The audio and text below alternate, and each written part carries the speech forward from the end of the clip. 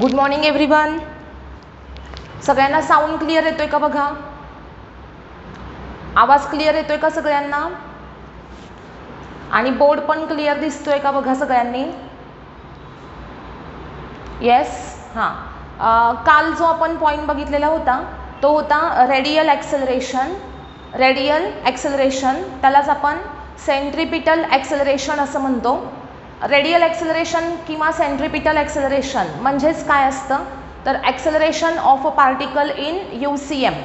Particle हा जर UCM मध्ये असेल, युनिफॉर्म सर्क्युलर मोशनमध्ये असेल, तर त्याचं जे ॲक्सेलरेशन आहे त्याला आपण काय म्हणतो? Radial acceleration or centripetal acceleration.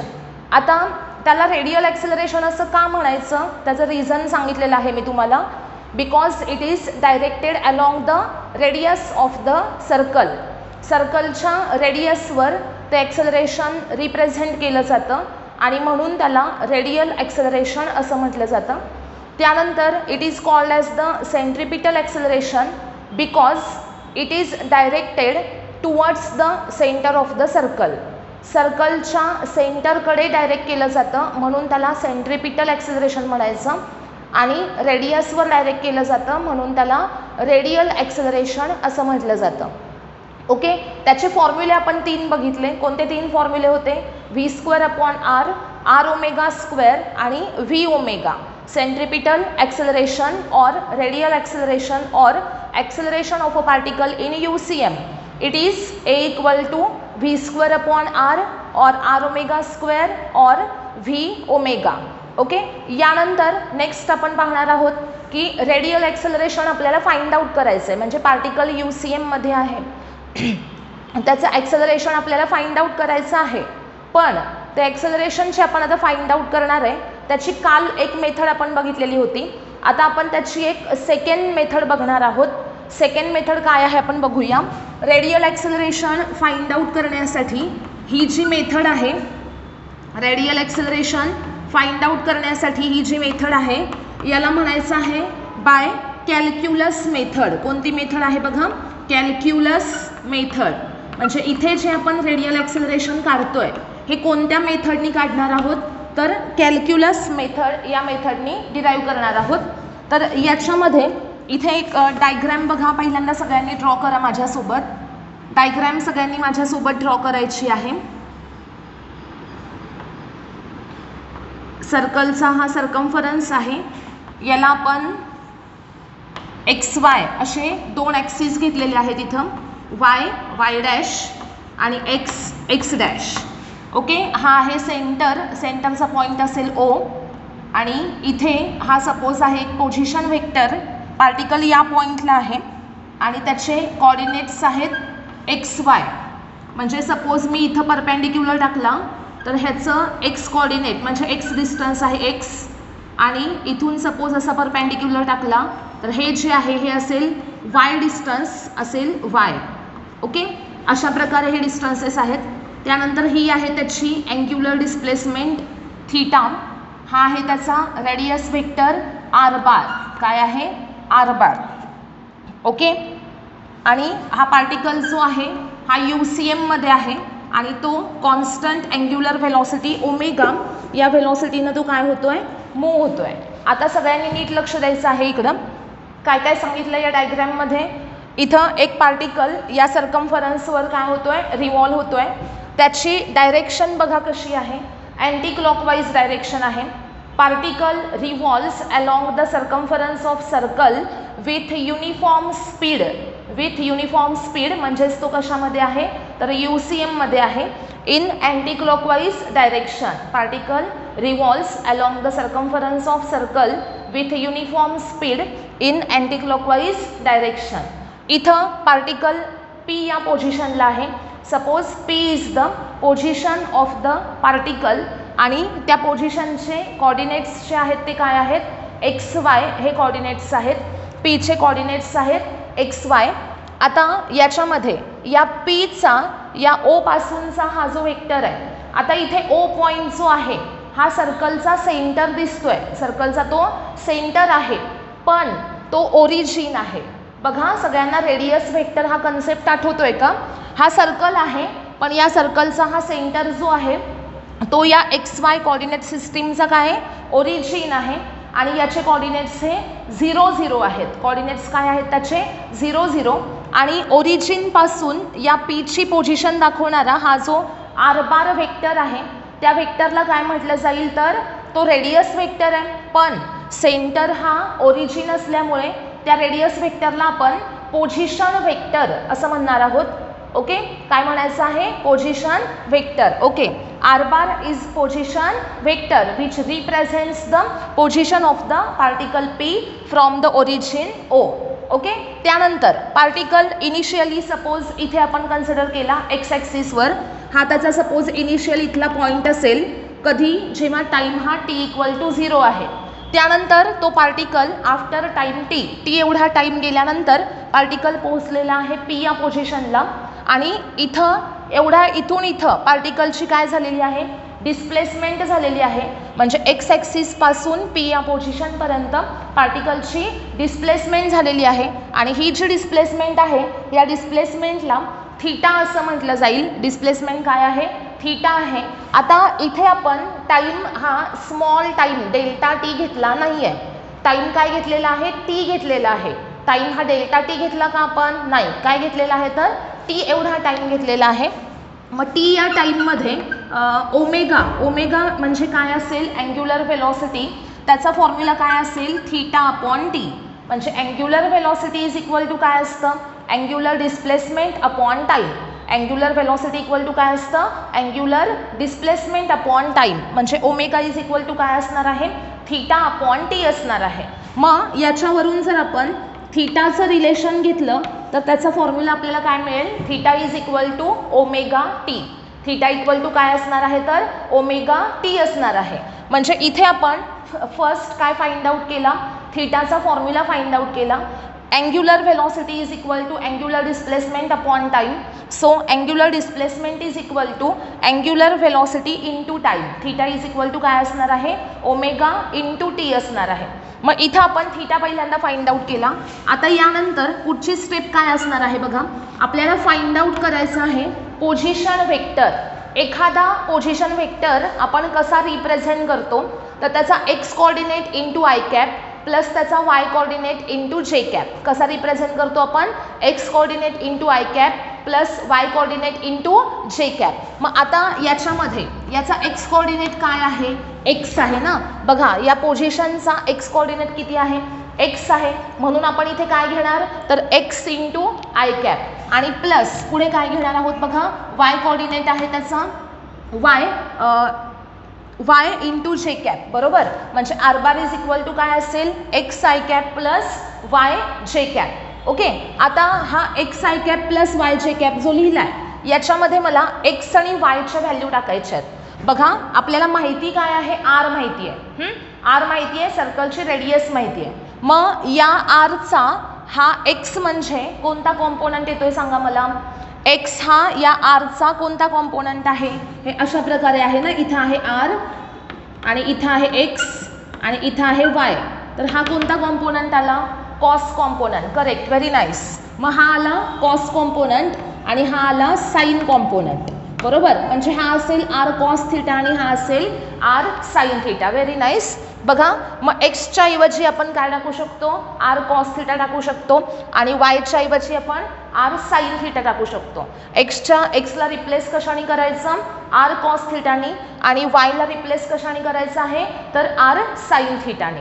Okay, हे आपण आता करूयात याच्यामध्ये. बघा एक्सला रिप्लेस करायचं आहे आर कॉस थिटानी आणि वायला रिप्लेस करायचं आहे आर साइन थिटानी.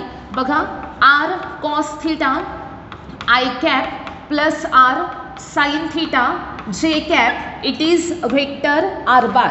आर बार म्हणजे काय आहे, पोझिशन वेक्टर आहे. आता याच्यामध्ये थीटा जो आहे त्या थीटाच्या ऐवजी आपण काय पुटअप करू शकतो, ओमेगा टी.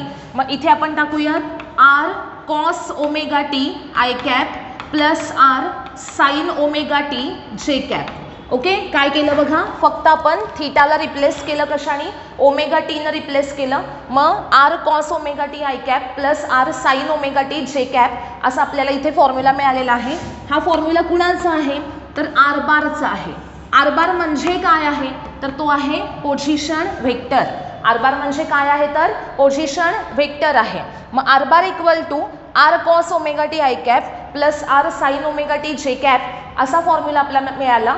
आता सपोज मला इथे आता व्हेलॉसिटी रिप्रेझेंट करायची आहे. व्हेलॉसिटी इज इक्वल टू काय असतं displacement upon time. Velocity equal to काय असतं डिस्प्लेसमेंट अपॉन टाइम. म्हणजेच काय तर change in position with respect to time. Displacement upon time म्हणजेच काय तर change in position with respect to time. म्हणजे आर बार रिप्रेझेंट करत आहे पोझिशन, त्याच्यामधला change with respect to time घ्यायचा. याचा अर्थ इथे आपण काय लिहिणार तर V bar equal to D R bar upon D T. Okay, R bar काय रिप्रेझेंट करतोय इथं पोझिशन रिप्रेझेंट करतोय आणि जर त्याच्यामधला change with respect to time जर आपण घेतला तर ती म्हणजे काय असणार आहे व्हेलॉसिटी असणार आहे. मग D R bar upon D T केलं की इथे आपल्याला व्ही बार मिळतो. आता बघा हे सगळ्यांना व्यवस्थित जमलं पाहिजे, याचं डेरिव्हेटिव्ह घेता आलं पाहिजे. हां, आर काय आहे रेडियस आहे. रेडियस बदलती एका सर्कलची नाही बदलत ना, म्हणजे रेडियस कॉन्स्टंट आहे. आर कॉन्स्टंट आपण ॲज इट इज लिहिलेला आहे. त्यानंतर इथं कॉस ओमेगा टी आहे. नीट लक्ष द्या, ज्यांचा मॅथ्स आहे त्यांना ते इझिली समजेल, पण ज्यांचा मॅथ्स नाही आहे त्यांनी थोडंसं व्यवस्थित लक्ष द्यायचं आहे. बघा आर कॉन्स्टंट मी ॲज इट इज लिहिला. कॉस ओमेगा टी आहे. कॉस ओमेगा टीचं डेरिव्हेटिव्ह हे काय असणार आहे काय असणार आहे कॉस ओमेगा टीचं डेरिव्हेटिव्ह काय असणार आहे मायनस साइन ओमेगा टी. बरोबर, आणि मायनस साइन ओमेगा टी आणि इंटू ओमेगा टीचं डेरिव्हेटिव्ह ओमेगा हे त्याला मल्टिप्लाय होणार. म्हणजे इथे काय येणार minus omega sine omega T. Okay, minus omega sine omega T. लक्षात घ्या सगळ्यांनी, आर कॉन्स्टंट मी ॲज इट इज लिहिला. ओके, त्यानंतर कॉस ओमेगा टीचं डेरिव्हेटिव्ह हे मायनस साइन ओमेगा टी असतं. मायनस साइन ओमेगा टी आणि या ओमेगा टीचं डेरिव्हेटिव्ह ओमेगा हे त्याला मल्टिप्लाय होईल पुढं. आता पुढे आहे प्लस. प्लस पुढचा आर परत कॉन्स्टंट. आर जो आहे तो कॉन्स्टंट लिहिला मी. सॉरी, इथं आय कॅप लिहायचा राहिला आहे. इथला आय कॅप राहिला बघा. आर कॉस ओमेगा टीचं derivative minus omega sine omega T आणि हा पुढचा I cap plus R constant. आता साइन ओमेगा टीचं डेरिव्हेटिव्ह असेल कॉस ओमेगा टी, म्हणजे इथे येणार आहे काय ओमेगा कॉस ओमेगा टी आणि इंटू असेल जे कॅप. मग इक्वेशन काय मिळालं आपल्याला बघा. इक्वेशन काय मिळालं minus R omega sine omega T I cap plus R omega cos omega T जे कॅप. ओके, हे आहे व्ही बार. म्हणजे हा आपल्याला व्हेलॉसिटी व्हेक्टर इथं मिळालेला आहे. व्हेलॉसिटी व्हेक्टर काय मिळाला बघा minus R omega sine omega T I cap plus R omega sine omega cos omega T जे कॅप. ओके, आता फाइंड आउट करायचं आहे आपल्याला ॲक्सेलरेशन. ॲक्सेलरेशन कसं काढायचं तर ही जी व्हेलॉसिटी मिळालेली आहे त्याचं डेरिव्हेटिव्ह घ्या विथ रिस्पेक्ट टू टाइम. बघा मायनस आर ओमेगा ही व्हॅल्यू कॉन्स्टंट आहे. आर रेडियस आहे कॉन्स्टंट आहे. ओमेगा हे अँग्युलर स्पीड आहे. Angular speed through out the motion constant असेल कारण आपण UCM बघतोय. UCM मध्ये ओमेगाची व्हॅल्यू कॉन्स्टंट असणार आहे. आता साइन ओमेगा टीचं डेरिव्हेटिव्ह काय असेल तर cos omega t into omega म्हणजे ओमेगा कॉस ओमेगा टी. म्हणजे इथे मी या साइन ओमेगा टीचं डेरिव्हेटिव्ह लिहिते ओमेगा कॉस ओमेगा टी आणि इंटू असेल आय कॅप प्लस हा पुढचा जो आर ओमेगा आहे तो ॲज इट इज लिहूया आपण. या कॉस ओमेगा टीचं derivative minus omega sine omega T आणि इंटू असेल जे कॅप. ओके, आता इज इक्वल टू हा minus sine r into omega omega ओमेगाचा स्क्वेअर झाला ओमेगा स्क्वेअर इंटू असेल cos omega t into i cap plus पुढे बघा हा प्लस येणार नाही इथे कारण प्लस इंटू मायनस साइन येईल इथं minus R omega into omega omega square sine omega T आणि इंटू जे कॅप. काय आलं बघा minus R omega square cos omega T I cap minus R omega square sine omega T जे cap. Okay, यातून common काय काढूयात तर minus R omega square. Minus R omega square जर मी कॉमन काढला तर ब्रॅकेटमध्ये काय राहील बघा.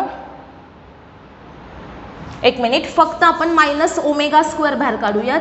मायनस ओमेगा स्क्वेअर ब्रॅकेटमध्ये काय राहणार बघा, R cos omega T I cap plus R sine omega T जे कॅप. ओके, नीट लक्ष द्या. मी काय केलं या स्टेपमध्ये, मायनस ओमेगा स्क्वेअर बाहेर लिहिलेला आहे आणि ब्रॅकेटमध्ये हा मायनस साईन बाहेर काढल्यामुळे हा plus R cos omega T I cap plus R sine omega T जे कॅप. आता सगळ्यांनी व्यवस्थित लक्ष द्या. हे इक्वेशन 1 आहे, हे इक्वेशन 2 आहे. हे जे इथं दिसतंय ब्रॅकेट, हे जे ब्रॅकेट आहे, या ब्रॅकेटच्या ऐवजी आपण इथलं काय टाकू शकतो सांगा मला? ब्रॅकेटच्या ऐवजी काय लिहू शकतो? बघा व्यवस्थित, नीट व्यवस्थित बघायचं आहे. R. Okay, very nice. R, हां, म्हणजे आर बार लिहू शकतो. इथे काय लिहायचं मग? Minus omega square R bar. Okay, म्हणजे ए बार इज इक्वल टू आपल्याला काय मिळालं? Minus omega square R bar. हे सगळ्यांना कळालं का? बघा, आपला कालचा जो फॉर्म्युला होता तो हाच होता ना. कालचा जो फॉर्म्युला होता तो काय होता? आपला हाच फॉर्म्युला होता.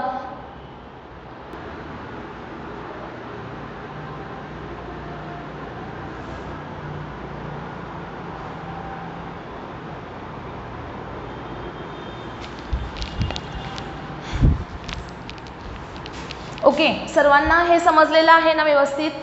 बघा इथे ए बारचा फॉर्म्युला आपल्याला काय मिळालेला आहे? Minus omega square R bar. Okay, आणि आपला काल जो आपण इक्वेशन डिराईव्ह केलेलं होतं त्याच्यामध्ये वेक्टर फॉर्ममध्ये हे रिलेशन आपल्याला मिळालेलं होतं. ओके, सगळ्यांना समजलेलं आहे ना हे? Shreya, Sakshi, Anushka, Om, Ankita. Okay, very nice. बघा याच्यामध्ये a bar is equal to काय आहे? Minus omega square R bar. Okay, a bar equal to minus omega square R bar. आणि काल आपण जे इक्वेशन बघितलेलं होतं त्याच्यामध्ये आपण पाहिलेलं होतं की एचे 3 फॉर्म्युले आहेत, V omega, R omega square आणि व्ही स्क्वेअर अपॉन आर. आणि त्याच्यामध्ये वेक्टर फॉर्ममध्ये आपण आरचे 2 फॉर्म्युले घेतो, म्हणजे minus omega square R bar आणि दुसरा एक फॉर्म्युला कोणता असतो? Minus v square upon r into r not cap. Okay, अशा प्रकारे आपण इथं एक फॉर्म्युला आपण डिराईव्ह केला, a bar equal to minus omega square R bar. आणि याचवरून आपण पुढचे 2 फॉर्म्युले जे आहेत ते पण डिराईव्ह करू शकतो. ओके, आता हे सगळ्यांचं कंप्लीट झालेलं असेल. ही आहे रेडियल ॲक्सेलरेशन फाइंड आउट करण्याची कोणती मेथड आहे? ही कॅल्क्युलस मेथड. ओके, आता नेक्स्ट पॉईंट आपल्याला बघायचा आहे तो म्हणजे आहे relation between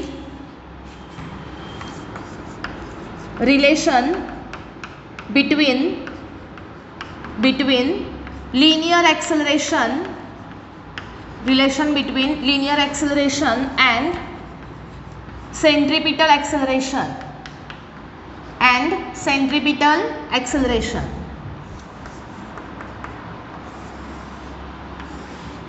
relation between linear acceleration and centripetal acceleration हा आपला पुढचा पॉईंट असणार आहे.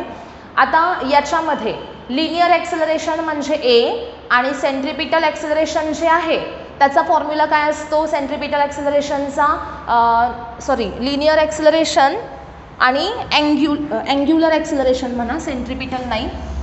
इथं रिलेशन घ्यायचं आहे कुणाच्यातलं? Linear acceleration and angular acceleration. Okay, linear acceleration and angular acceleration. Okay, linear acceleration जे आहे त्याचा सिम्बॉल काय असतो? ए असतो. आणि अँग्युलर ॲक्सेलरेशन जे आहे त्याचा सिम्बॉल हा अल्फा असतो. जसं आपण लिनियर व्हेलॉसिटी आणि अँग्युलर व्हेलॉसिटी यांच्यामध्ये रिलेशन डिराईव्ह केलं होतं V equal to R omega, same तसंच आता आपल्याला रिलेशन फाइंड आउट करायचं आहे ते म्हणजे लिनियर ॲक्सेलरेशन ए आणि अँग्युलर ॲक्सेलरेशन अल्फा यांच्यामधलं. ओके, नीट लक्षात घ्या मी काय सांगितलं आता की आपण जसं लिनियर व्हेलॉसिटी आणि अँग्युलर व्हेलॉसिटी यांच्यातलं रिलेशन व्ही आणि ओमेगा मधलं रिलेशन काढलं, त्याचप्रमाणे आता आपल्याला रिलेशन कुणाच्यातलं काढायचं आहे तर ए म्हणजेच काय? लिनियर ॲक्सेलरेशन आणि अल्फा म्हणजे काय? Angular acceleration. ओके, आता इथं सगळ्यात पहिल्यांदा आपण हे रिलेशन मॅग्निट्यूडच्या फॉर्ममध्ये डिराईव्ह करूयात आणि त्यानंतर ते रिलेशन आपण वेक्टर फॉर्ममध्ये डिराईव्ह करूयात. हा जो पॉईंट आहे ॲक्सेलरेशनमधला रिलेशनचा हा खूप महत्त्वाचा आहे, कारण न्यूमरिकल सॉल्व करताना इथं मी जे तुम्हाला सांगेन त्यातला प्रत्येक पॉईंट तुम्हाला खूप इम्पॉर्टंट आहे, नाहीतर न्यूमरिकल्स तुमचे रॉंग होऊ शकतात. ओके, नीट लक्ष द्यायचं आहे. सगळ्यात पहिल्यांदा आपण मॅग्निट्यूडच्या फॉर्ममध्ये त्यांच्यात रिलेशन काय आहे ते बघूयात. बघा, acceleration is equal to formula काय असतो, limit delta T tends to 0 delta V upon delta t. Okay, instantaneous acceleration formula काय असतो, a equal to limit delta T tends to 0 delta V upon delta t. आता याच्याऐवजी आपण काय लिहू शकतो, तर d V upon D t. याच्याऐवजी आपण काय लिहू शकतो, तर d V upon D t, म्हणजे ए इक्वल टू काय असेल, D V upon D T असणार आहे. नीट लक्ष द्या. Instantaneous acceleration, instantaneous linear acceleration is given by A equal to limit delta T tends to 0 delta V upon delta T, आणि हे जे आहे याच्याऐवजी आपण D V upon D T असं लिहू शकतो. बट हा जो व्ही आहे, व्ही याच्याऐवजी आपण काय टाकू शकतो, r omega. Okay, but v is equal to R omega. Therefore a equal to d by d t of r omega. A equal to काय असणार आहे, d upon D t of r omega. म्हणजे इथे तुम्हाला r ओमेगाचं derivative घ्यायचं आहे with respect to time. R ओमेगाचं डेरिव्हेटिव्ह घ्यायचं आहे आपल्याला विथ रिस्पेक्ट टू टाईम. इथे दोन व्हॅल्यूजचा प्रोडक्ट आहे. प्रोडक्टचं डेरिव्हेटिव्ह घेताना कोणता रूल अप्लाय होतो, तर फर्स्ट क्वांटिटी पहिल्यांदा ॲज इट इज घ्यायची इनटू सेकंड क्वांटिटीचं derivative plus second quantity as it is घ्या आणि इनटू फर्स्ट क्वांटिटीचं डेरिव्हेटिव्ह, म्हणजे first into derivative of second plus second into derivative of first. हा रूल इथे डेरिव्हेटिव्हसाठी अप्लाय होतो मल्टिप्लिकेशनचा. मग इथे काय येईल बघा, डी अपॉन डी टी आहे ना, मग आर इंटू ओमेगा आहे. पहिल्यांदा मी आर ॲज इट इज घेते, first variable as it is घेतलं आर. त्यानंतर डेरिव्हेटिव्ह कुणाचं घ्यायचं, सेकंड व्हेरिएबलचं म्हणजे ओमेगाचं.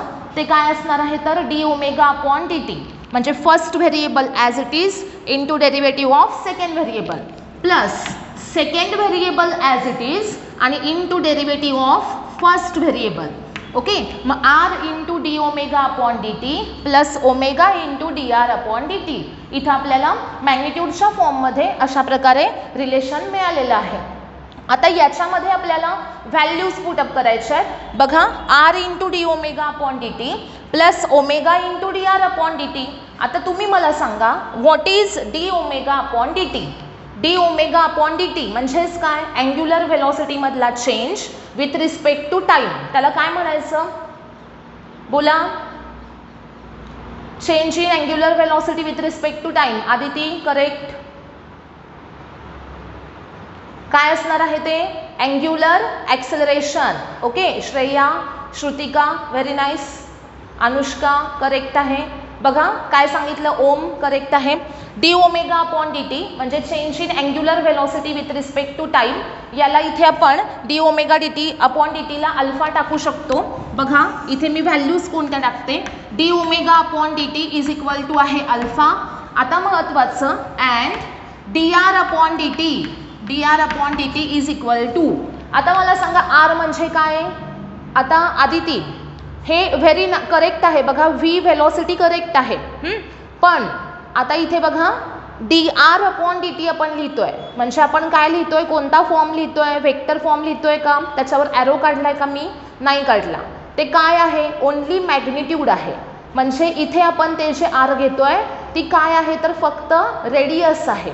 बरोबर, तो रेडियस वेक्टर नाही आहे, तो काय आहे, तर फक्त रेडियस आहे. म्हणजे त्या रेडियस वेक्टरचं काय आहे, तर फक्त मॅग्निट्यूड आहे आणि त्याच्यामधला change with respect to time म्हणजे d R upon D t. म्हणजेच काय, तर रेडियसमधला change with respect to time. तर इथं आपण काय म्हणणार सांगा मला, radius with respect to time change होतीये का सांगा मला, होते का चेंज. रेडियस कशी राहते, कॉन्स्टंट राहते ना. टाईम कितीही चेंज होऊ दे, रेडियस कशी राहते, कॉन्स्टंट राहते. म्हणजे डी आर अपॉन डी टीची व्हॅल्यू किती असणार सांगा बरं तुम्ही मला. डी आर अपॉन डी टीची व्हॅल्यू किती असणार, 0. Very nice Aditi, very nice. dr upon dt value किती असणार आहे? 0 असणार आहे. हा 0 का आला सगळ्यांनी व्यवस्थित लक्षात घ्यायचं आहे बरं का. dr अपॉन dt मी इथे 0 टाकलेला आहे. ओके, सर्वेश, साक्षी करेक्ट आहे. लक्ष द्या. आता r बार लिहिला असता मी तर तो रेडियस व्हेक्टर आला असता, पण dr अपॉन dt घेतलाय म्हणजे रेडियस मधला change with respect to time घेतलाय, मग त्याच्या मॅग्निट्यूड मधला चेंज झाला तो, आणि तो चेंज किती असणार आहे? 0 असणार आहे, आणि म्हणून dr अपॉन dt ची व्हॅल्यू किती आहे? 0 आहे. ओके, आता देअरफॉर ह्या दोन व्हॅल्यूज आपण याच्यात टाकूयात. a equal to r into d omega upon dt म्हणजे अल्फा आणि प्लस ओमेगा इंटू 0. ओके, बघा r into d omega upon dt च्या ऐवजी मी अल्फा टाकला आणि plus omega into d R upon dt च्या ऐवजी मी 0 टाकला. तर इथं रिलेशन काय मिळालं? r alpha. a equal to r alpha. Therefore linear acceleration is equal to r into angular acceleration. Linear acceleration is equal to r into angular acceleration.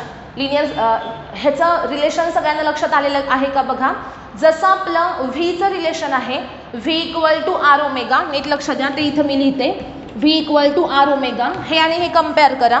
V म्हणजे असते linear velocity, कशी काढली जाते तर r into angular velocity. Same याच मेथडनं आपण linear acceleration कसं लिहिणार तर r into angular acceleration. Okay, linear velocity equal to r into angular velocity आणि linear acceleration equal to r into angular acceleration. Okay, मग रिलेशन आपल्याला एचं काय मिळालेलं आहे? R alpha. This is the relation between linear acceleration and angular acceleration. सगळ्यांना हे समजलेलं आहे का? सांगा मला. हे रिलेशन कसं डिराईव्ह केलं, हे काय काय केलं आपण याच्यामध्ये, समजलंय ना सर्वांना? ओके ओके, हां, आता आपण याच्यामध्ये की नाही व्हेक्टर फॉर्म बघणार आहोत. हां, म्हणजे या रिलेशनचा व्हेक्टर फॉर्म जो येतो की नाही तो बघायचा आहे. आता तो व्हेक्टर फॉर्म जो आहे तो मात्र खूप खूप महत्त्वाचा आहे. ओके, ते आपल्याला व्यवस्थित समजलं पाहिजे. ओके, हे relation a equal to r alpha हे आपल्याला लक्षात राहतं, पण आता मी पुढे जे सांगणार आहे व्हेक्टर फॉर्म त्याच्यामध्ये थोडंसं कन्फ्युजन होतं, त्याच्यामुळं तो पॉईंट जो आहे तो व्यवस्थित क्लिअर करून घ्यायचा आहे. व्हेक्टर फॉर्म आता आपण बघतो इथे त्याचा व्हेक्टर फॉर्म. तर व्हेक्टर फॉर्ममध्ये मी इथे v equal to R omega हे रिलेशन घेतलं होतं ना, मग आता मी घेते relation v bar equal to omega bar cross r bar. V bar equal to काय घेतलेला आहे? Omega bar cross r bar घेतलेला आहे. ओके, आता आपण काय करूयात तर दोन्ही साईडला डेरिव्हेटिव्ह घेऊयात.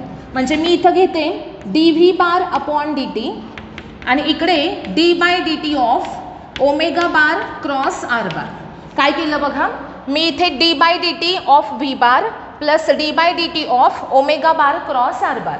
म्हणजे दोन्ही साईडला एल एच एस आणि आर एच एस दोन्ही साईडला आपण काय घेतो इथे डेरिव्हेटिव्ह घेतोय with respect to time. Okay, आता याच्यामध्ये बघा जसं आत्ता आपण रूल अप्लाय केला होता की नाही की first quantity into derivative of second plus second into derivative of first, same तसंच अप्लाय करा. काय येईल बघा, omega bar cross d R bar upon D t plus r bar cross d R bar upon D t. हा cross mark इथे आलाच पाहिजे compulsory, कारण इथे मध्ये क्रॉस मार्क आहे, वेक्टर प्रोडक्ट आहे तो, म्हणून d omega bar first quantity लिहिलेली आहे मी आणि हा cross mark d R bar upon D t plus second quantity r bar as it is आणि cross d R bar upon D T.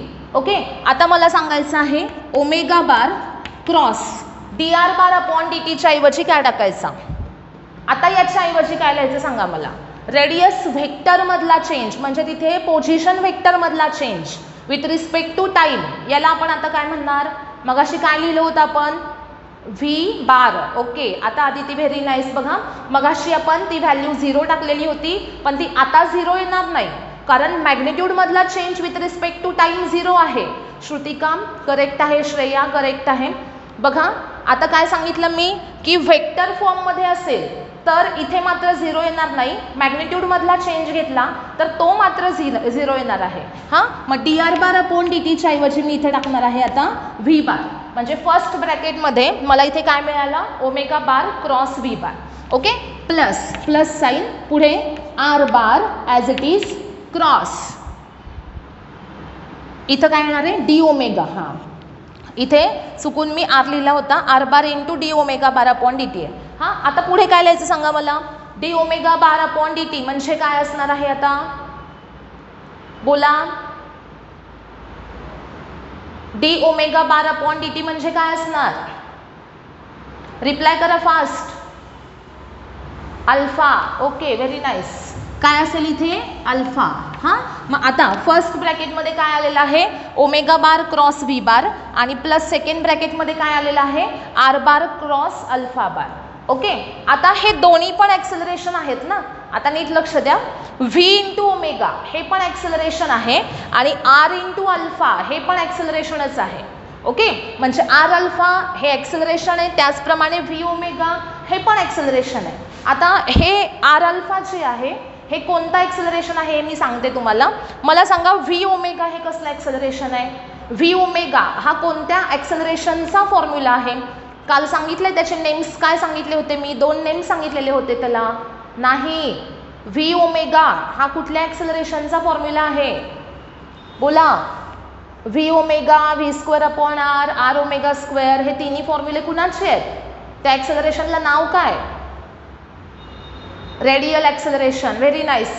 Prachi, Anushka, very nice. बघा इथं श्रुतिका. हां, म्हणजे v bar omega bar cross v bar याच्याऐवजी आपण इथे लिहू शकतो ए आर बार. ए आर बार. आता ए आर बार म्हणजे काय तर radial acceleration. A r bar म्हणजे काय असणार आहे तर रेडियल ॲक्सेलरेशन असणार आहे. मग तो मी इथे लिहिला. आणि हा जो आर अल्फा आहे मगाशी आपण जे ए इक्वल टू आर अल्फा लिहिलं, हे जे आर अल्फा आहे ते आहे टॅन्जन्शियल ॲक्सेलरेशन आणि त्याच्याऐवजी आपण काय लिहिणार आहोत ए टी बार. लक्षात ठेवा, यातला व्ही ओमेगा हे आहे radial component of acceleration a r bar आणि हा जो आर अल्फा आहे याला म्हणायचं आहे टॅन्जन्शियल कॉम्पोनंट ऑफ ॲक्सेलरेशन आणि ते असणार आहे ए टी बार. आणि मग आपल्याला इथं रिलेशन मिळालेलं आहे a bar equal to a r bar plus a t bar. D v bar upon D t म्हणजे ए बार. हे जे आहे याच्याऐवजी ए आर बार टाकला आणि हे जे पुढे आहे याच्याऐवजी ए टी बार टाकला तर a bar is equal to काय मिळाला a r bar plus a t bar.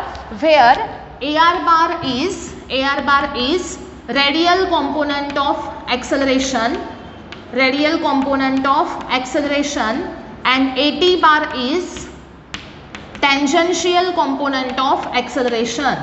AT bar is tangential component of acceleration. Okay, AR बार आणि AT बार हे जे आहेत हे कोणते आहेत कॉम्पोनंट, रेडियल कॉम्पोनंट आणि टॅन्जन्शियल कॉम्पोनंट. आता व्यवस्थित लक्ष द्या. सपोज मी हा एक सर्कल घेतला, या सर्कलवर मला रेडियल ॲक्सेलरेशन दाखवायचं आहे तर ते कुठे असणार आहे along the radius and towards the centre of the circle. रेडियसवर आहे आणि कुठे आहे ते टुवर्ड्स द सेंटर आहे. हे आहे रेडियल ॲक्सेलरेशन. त्यानंतर मला रिप्रेझेंट करायचं आहे ते म्हणजे टॅन्जन्शियल ॲक्सेलरेशन. सपोज हा पार्टिकल या डायरेक्शनमध्ये रिव्हॉल्व होतोय, म्हणजेच कोणत्या डायरेक्शनमध्ये अँटी क्लॉकवाईज डायरेक्शनमध्ये, आणि पार्टिकल इथं आहे या पोझिशनला. तर त्या पोझिशनला असताना त्याचं जे ॲक्सेलरेशन आहे आपण काय म्हणतो की ज्या डायरेक्शनमध्ये व्हेलॉसिटी चेंज होत असते त्या डायरेक्शनमध्ये कोण असतं ॲक्सेलरेशन असतं. मग इथे लिनियर व्हेलॉसिटी व्ही जी आहे ती कुठे असते अलॉंग द टॅन्जंट.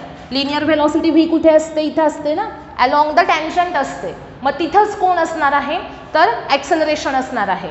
मग इथं आपण लिहूयात ॲक्सेलरेशन. ओके, बघा ए आर बार म्हणजे काय, ए आर बार म्हणजे काय रेडियल ॲक्सेलरेशन. ओके, जे कशावर आहे रेडियसवर आहे आणि टुवर्ड्स द सेंटर आहे. त्यानंतर V he along the tangent असते, व्ही टॅन्जंटवर आहे त्याच्यामुळं ए ॲक्सेलरेशन पण टॅन्जंटवर असलं पाहिजे. आणि इथं जे ॲक्सेलरेशन आहे याला आपण म्हणणार आहोत ए टी बार म्हणजेच काय टॅन्जन्शियल ॲक्सेलरेशन. यातला ए आर जो आहे तो आहे व्ही ओमेगा आणि ए टी जो आहे तो आहे आर अल्फा. म्हणजे जर तुम्हाला सांगितलं की टँजन्शियल ॲक्सेलरेशन फाइंड आउट करा, तर ते कसं काढायचं, तर आर अल्फा हा प्रोडक्ट घेऊन फाइंड आउट करायचं. आणि जर तुम्हाला सांगितलं रेडियल ॲक्सेलरेशन काढा, तर त्याचे 3 फॉर्म्युले आपल्याकडे आहेत. ओके, आता ए आर आणि ए टी यांच्यामधला अँगल किती आहे, 90 डिग्री अँगल आहे. ए आर आणि ए टी यांच्यातला अँगल किती आहे, 90 डिग्री आहे. 90 डिग्री जर असेल आणि मी इथं वेक्टर फॉर्म लिहिला आहे त्याचा, a bar equal to a r bar plus a t bar लिहिला आहे. ह्या दोघांच्यातला अँगल हा 90 डिग्री आहे. आणि असं जर असेल तर रिझल्टंट ॲक्सेलरेशन जे आहे ते under root a r square plus a t square या फॉर्म्युल्याचा यूज करून फाइंड आउट केलं जाईल. ओके, जेव्हा अँगल दोन वेक्टर्समधला 90 डिग्री असतो, दोन वेक्टर्समधला अँगल हा 90 डिग्री असतो, त्यावेळेस रिझल्टंट वेक्टर हा कसा फाइंड आउट केला जातो, तर अंडर रूट फर्स्ट वेक्टरचा स्क्वेअर प्लस सेकंड वेक्टरचा स्क्वेअर.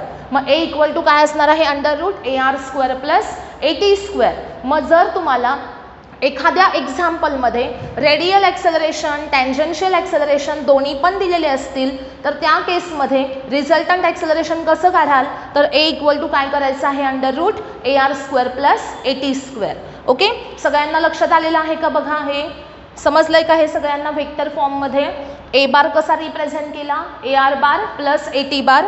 त्यातला ए आर हा कुठे असतो, रेडियसवर towards the centre. A t कुठे असतो, अलॉंग द टँजंट. आणि रिझल्टंट कसा काढायचा, a equal to under root a r square plus a t square. Okay, आणि ते फाइंड आउट करण्यासाठी आपण व्ही बारचा फॉर्म्युला घेतला.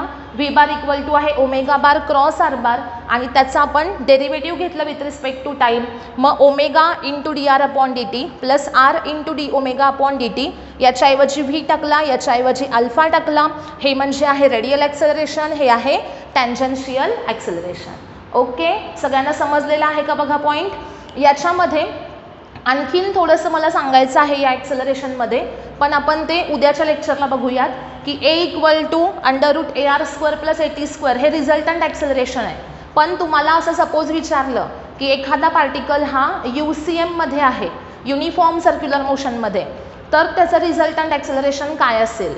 ओके, एखादा पार्टिकल हा कॉन्स्टंट वेलॉसिटीनं स्ट्रेट लाईनवर मूव्ह होतो आहे, तर त्याचं ॲक्सेलरेशन काय असेल. ओके, अशा प्रकारे वेगवेगळ्या केसेस आहेत आणि त्या केसेसमध्ये यातला कोणता कॉम्पोनंट प्रेझेंट असतो, कोणता ॲब्सेंट असतो, ते कसं लक्षात ठेवायचं ते मी तुम्हाला नेक्स्ट लेक्चरला सांगेन. ओके, आज जे झालेलं आहे ते सगळ्यांना क्लिअर झालेलं आहे का, बघा समजलेलं आहे ना सर्वांना.